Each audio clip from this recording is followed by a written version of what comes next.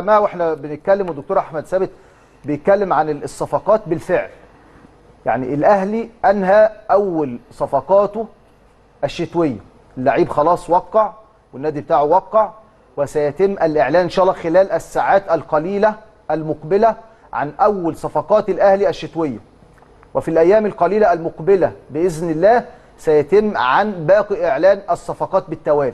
لسه معانا الفتره ال 31، لكن الاهلي بالفعل اتم صفقاته الشتويه الاولى. زي ما بقول لحضراتكم خلاص اللعيب وقع والنادي بتاعه وقع وكل الاجراءات انتهت، متبقي بس الكشف الطبي على اللاعب، وخلال الساعات القليله المقبله سيتم الاعلان عن اول صفقات الاهلي الشتويه باذن الله. الاهلي محتاج من 4 ل 5 صفقات في الفتره دي ضروري. تقول لي ازاي؟ هقول لحضرتك. اولا احنا محتاجين راس حربه. طيب رقم 1. ابرز المراكز يا كابتن عادل الاهلي الدكتور احمد بيتكلم فيها اللي محتاجها النادي الاهلي في خلال انتقالات